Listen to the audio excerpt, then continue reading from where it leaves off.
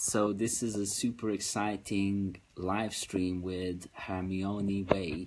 Now, let's hope this works out and she can join me, chat about everything. But I'm sure we're going to touch upon a very, very interesting project that she's involved in. Work. Hello.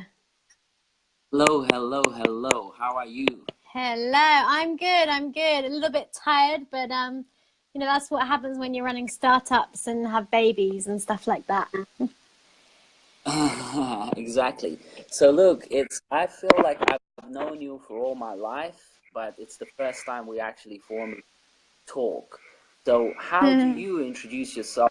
What is it that you actually do? Tell us. Gosh, well, if you look at my professional bio, it's probably something like entrepreneur, marketing expert, digital media guru. I've been broadcaster.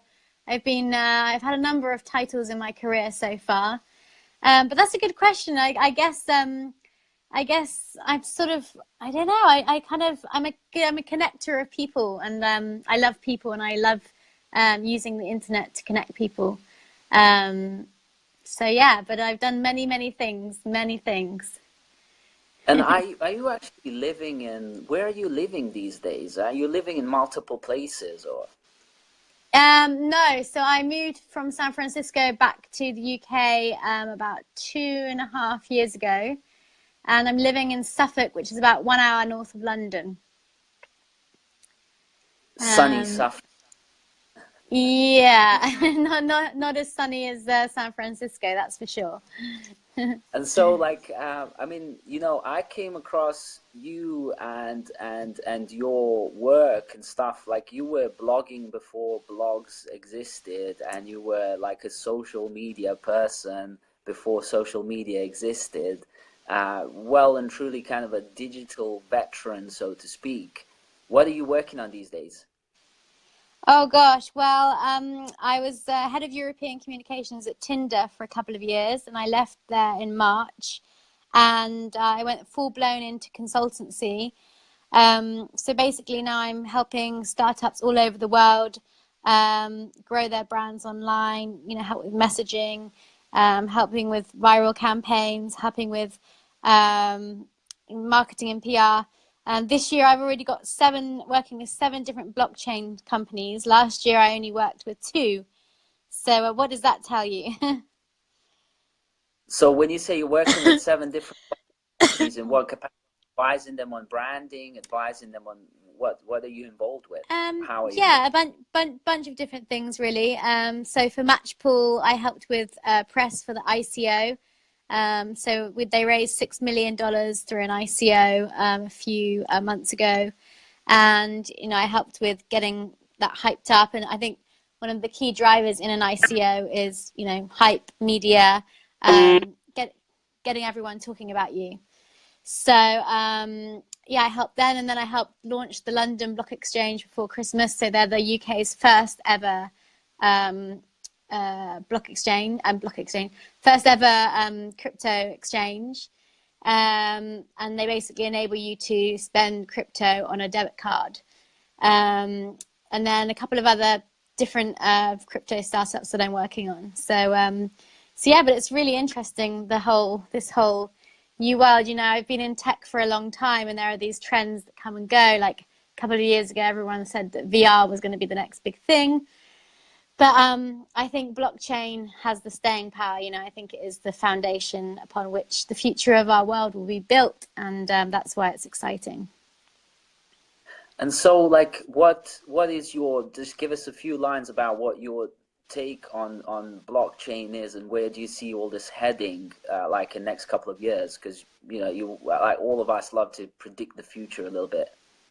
Yeah, so I think I feel like I've been living a little bit of a sort of blockchain life already. I've moved countries, I've been a citizen of the world, I've been a borderless citizen. I have, every day I'm working with companies in America and Chile and Iceland and Australia, all over the world. And so I think the blockchain will do for transactions what the internet has done for communication. So It will enable us all to easily work very fluidly together.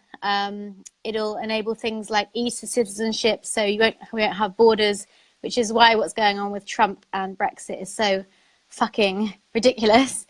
So yeah, I think it's the foundation upon, you know, how we will organize ourselves as global citizens. And also, you know, data, you know, imagine right now we could get paid for doing this live stream. Imagine if you could get paid for just being on Facebook. The blockchain will enable us to own our own data and sell it to brands and publishers. So you basically get paid for living life, which is, I think, what humans are, you know, are meant to do. We're reaching a point where robots will take over, and hopefully we can just solve the big problems of the world and, you know, problem solve together and, you know, live very interesting lives. So what are the biggest problems in the world at the moment that need solving, in your opinion? Oh, hold on. Comments just come in from Kurt. Hermione, I used to live in San Francisco. You and your brother attended one of my events. I moved to Paris last September. I would love to discuss a startup idea with you. Kurt, let's talk. I would love to have a conversation. Just DM me on Facebook. Paul's watching. Layla's watching. Matt, Dave, Steve, Ollie, Marcos. Hi, everyone. Feeling a little bit tired tonight. Biggest problems of the world. So I think plastic is a big problem. So I think we're in a global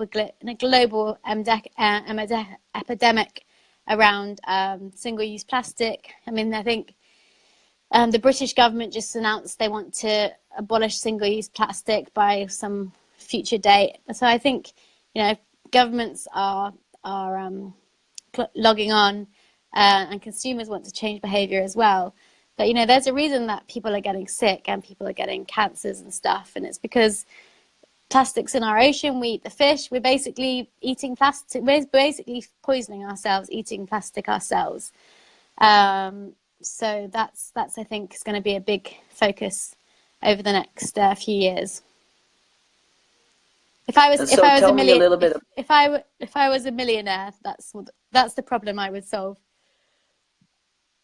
And so tell us a little bit about sort of the idea of human consciousness and raising human consciousness and raising awareness. Are you sort of in any way, shape or way, do you consider yourself being involved in this kind of stuff? And what's your take on the kind of awakening, global awakening? Is this happening? What's going on? Because you've traveled around the world a lot, you know, so you have a kind of multiple perspectives on all these kind of things.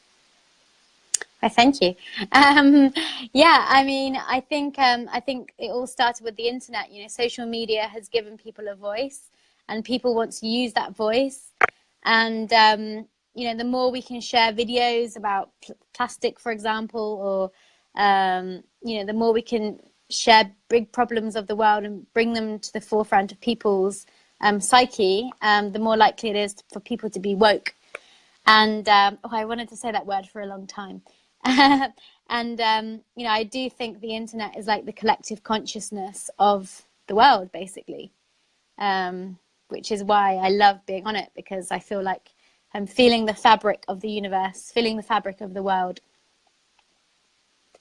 All right, so I'm conscious, you know, that you are tired, and we don't want to kind of, you know, take this too long, but, you know, a few more questions, and then we'll leave some for another live stream, because I think everyone's like super interested in both what you're working on and stuff that we're talking about, because there seems to be like a confluence of things converging together, whereas before it was like convergence of, let's say, chatting and video, or some sort of like blogging and publishing. Those were kind of like convergences in very thin strips of things. Now there's convergences from like biology into technology, into psychology, into all these kind of cross-science convergences.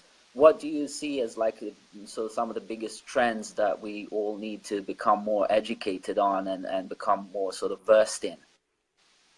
Well, I think obviously, you know, the food chain is, you know, it's terrible right now. I think there's a couple of Silicon Valley companies called Beyond Meats and something else, basically manufacturing meat in a test tube. rather than actually having to kill the cow. And you know, I think stuff like that is going to be really, really interesting. I think hopefully in the future we'll all be eating meat that is, you know, doesn't harm an animal, or doesn't harm the environment, and is grown in a test tube. And you know, things like that can really change the world, because they have such a huge impact on our environment and our health, that I think companies like that are going to be sort of really, really interesting. And so, in terms of kind of, my mind's gone blank now because I've got so many questions. I want to interview you, actually, because I think what you're doing is really I think what you're doing is really interesting. So can you explain what design thinking is and what Integral is? Because that's your company, right? Yes, that's correct. So design thinking is a mindset and a skill set that every designer has in order to solve some of the world's most complex problems, including redesigning our mindsets, designing companies, designing products, services, and so on. I myself have been in design world for over 10 years, redesigning banks now, working on designing blockchain startups as well, design services for government, Ministry of Justice, Department of Work and Pensions, all that kind of stuff. Loads of different startups, including Rolly, which is now featured in Apple stores worldwide. They've recently hired Pharrell Williams as their Chief Creative Officer. So nowadays I'm involved in coaching other people, design thinking mindset, so that they can actually start tackling some of these problems and really develop both understanding, overstanding as well of how to solve problems and tackle things in a structured way. Integral as a company is inspired by integral theory, which is a theory of everything, and this sort of notion of convergence and singularity and things like that all come together in integral theory as one unified epistemology, I can't even say the word, but like one unified knowledge base for how everything strings together, so that we can create perfect lives pretty much for us in harmony with the world. And so spiral dynamics is part of that, and talks about 8 levels of which human consciousness resides at, from instinctive up to holistic, where we can really one with the universe and everything. So really our aim is to redesign humanity in a way that everyone can live a fulfilled, happy, joyful life. And so what comes into that whole mission? How do you think the blockchain will, because obviously you run a blockchain community, so how do you think the blockchain will facilitate that?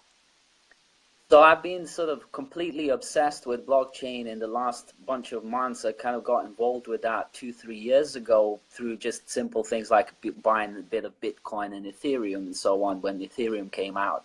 But then I realized that blockchain is much bigger play. It's like 100 times more exciting than the internet in many respects. And I understand this from a perspective of like having studied computer science. I wrote my first program when I was 9 back in Bosnia. I came to UK as a refugee in '95.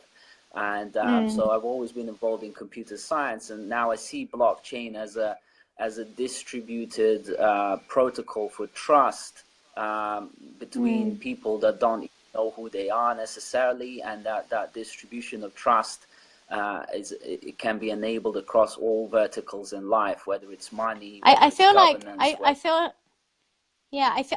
Facebook has actually been a first well,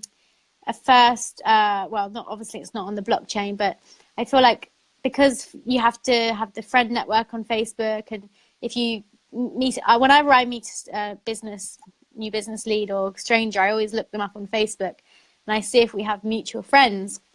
And if we have mutual friends, it instantly gives me the context of the person. So I feel like Facebook has kind of been a first example of that.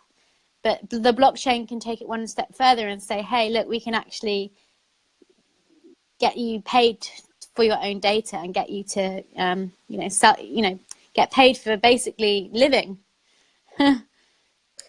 Well, you know, we're very much living in a digital world, and in digital world, bits and bytes and megabytes are the currency of the digital world. In fact, you know, some of the physics theories talk about that the entire universe is made out of code similar to the code in computers. So these kind of bits are the actual currency of the universe in many respects. So things like Bitcoin is only a starting point for what will become a Cambrian explosion of value across all these verticals. Tomorrow I'm doing a keynote speech about blockchain revolution to an audience of 1,000 people. And, you know, I've got so much to say. It's like 45-minute talk. It's like, how do I succinct it all down? Because having lived through the dot-com boom and having designed services in financial sector, gaming sector, music sector, all these things, and it's always been my personal intention to work across many different sectors to see the commonalities and strings that kind of bind them together. Blockchain will enable, and is already enabling, kind of grand unification of all those data points to enablement of every individual sharing exactly what they want and charging exactly what they want for that particular data unit that they're willing to share. Super, what super do you exciting. say? I mean, what do you say to people that say, "Oh, it's just a scam or it's just a Ponzi scheme"? Would you say they can't Well, see the bigger picture? so integral theory talks about the universe is made out of perspectives, and so theoretically, like any single thing that you can say about universe is true. This is kind of something that perhaps requires a little bit of contemplation. But if I say a universe is a giant bubble, it's true. If I say a universe is full of nothing, it's true. If I say a universe is a giant Ponzi scheme, that's also kind of true, right? And so we can say all these things about everything, and you know, I can say that, you know, you're an amazing human being, and I can call you a bitch, right? And it doesn't change the fact that you are who you are. So these kind of, it's more around kind of what people do with it. And you know, internet has enabled all sorts of hacking and spamming and spying on people, and the proliferation of child porn and all these kind of things. So you could say internet is a terrible thing. Having said that, you and I are speaking about redesigning humanity over internet as well. So it's what people do with technology that matters, and I can see blockchain. I agree. does. I agree. I agree. I mean, you know, people used to abuse Tinder, for example, but our CEO would always say, you know, in any community, there are good eggs and bad eggs. There are people that, you know, facilitate and engage the community, and there are people that abuse the community. So, yeah, I think that's a fair point. Yeah, and so there's so much to talk about. Listen, I know we're over time, so I'd just like to thank you for jumping on this live stream. Yeah. And you know, Well, it's I would love cool to. finally. I would love to schedule another one and go more in depth when I'm not exhausted. But Sure. I Just actually out any. sometimes I get so excited about, like, you know, blockchain or internet or the potential of online companies that I just don't sleep. And then I have a daughter to look after as well, which is tough. Oh So wow. I can go for like 5 or 6 days with no sleep. So I'm on the end of that kind of you know, period of no sleep. So yeah, let's reschedule another. Yeah, I have a confession to make as well. I didn't sleep the other night as well because of all sorts of demands and stuff. Yeah, how old is your daughter? She's 3. Wow, wow. Congratulations. I've got 11 and a 6-year-old. So, yeah, 6-year-old Oh, daughter as well. Yeah, cool. yeah, Awesome. yeah, Thank you so much yeah. for jumping live stream. Okay, Thank you, thank brilliant. you, thank you. All Another right, one nice soon. talking to you, and we'll do another one soon. Bye. Cheers. Bye-bye. Bye.